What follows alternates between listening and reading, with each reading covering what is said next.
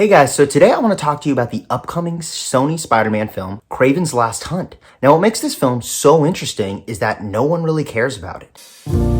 Most people don't want it to come out, and there's very few people who even know it's coming out, especially in the general public. And I think that's a little bit unwarranted. I think there's actually a very deep character within Kraven.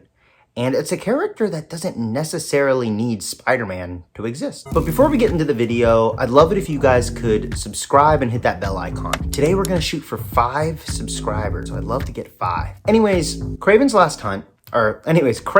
is a character who is a professional hunter. He's clearly the best hunter in the world, who one day gets tired of hunting animals because he's caught them all, so now he's gonna hunt a superhero. So he comes to New York to hunt Spider-Man. What makes this a particularly interesting villain for Spider-Man is when you really get down to who Peter Parker is, he is someone with animal power. He has the instincts of a spider, and a lot of what gives him technical skills as a superhero comes down to him being a spider. So unlike Superman, who is literally an alien and is aware that he's an alien, or Batman, who is a genius and basically perfected a way to be a hero, Spider-Man has to rely on this spider instinct that he was only just given and can only feel his way around. Well, the problem with relying so much on a superpower is that people who understand how your power works are going to be able to beat you. Kraven, being a hunter, can find out, how does a spider think? How does a Spider-Man think?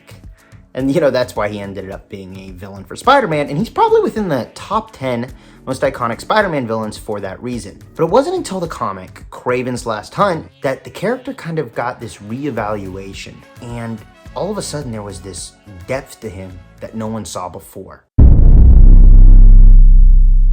Kraven's Last Hunt, probably agreed on by most, is considered the best Spider-Man comic of all time.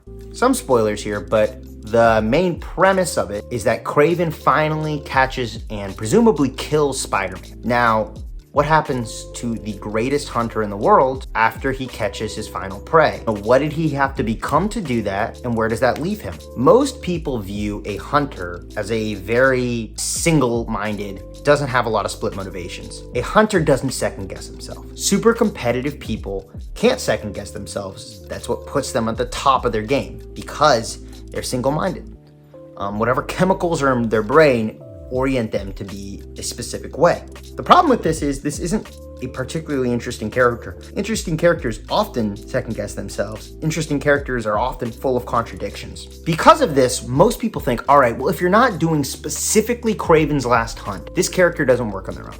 It's going to be an action movie. It's going to be very generic. Kraven cannot work as a complex character. He can't develop without the ultimate prey. Because of that, the depth of Kraven for many is like locked away, and you can't find out anything about him. But I think, again, that comes from this perception we have of hunters. I think what happens is a lot of time when people get to their top of their game in something, some of these people start to change. So let's look at Kanye West. I had a dream I could buy my way to heaven. When I awoke, I spent that on a necklace.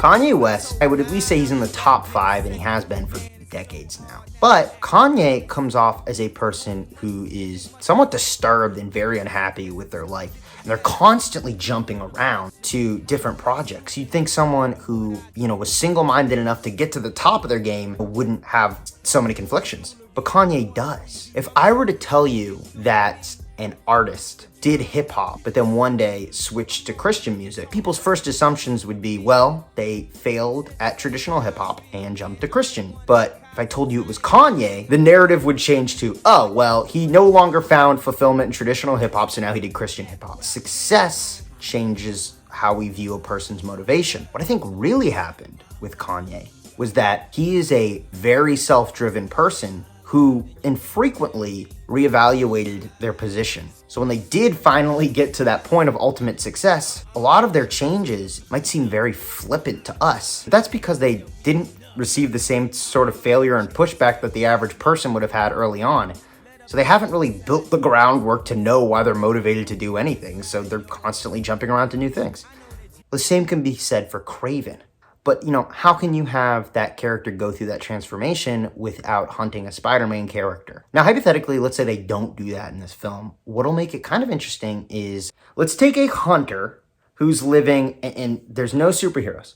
Let's just take a story, let's take a hunter who's hunting people.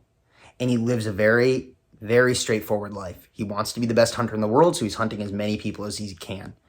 And let's take a director or a story where a character is changing without them knowing. A character is like pointing out how fragile they actually are. I think Kraven the Hunter could be about a guy who's been labeled as a hunter, and how we as society have labeled someone a hunter because we assume that's all they're gonna be.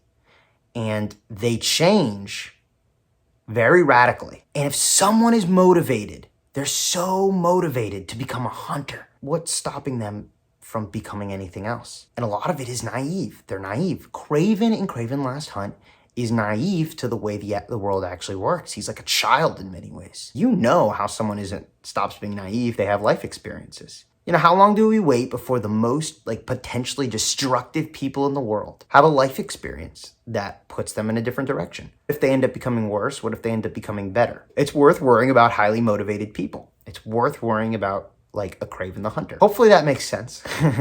But yeah, I think there's a lot of potential here. And even if it's kind of a generic action movie, that point could still be driven home. Anyways, a lot of this is just probably sounds like talk. If what I'm describing sounds like there's a cool story attached, which I think there is, comment about it. Anyways, have a great day. And yeah, let's shoot for 5.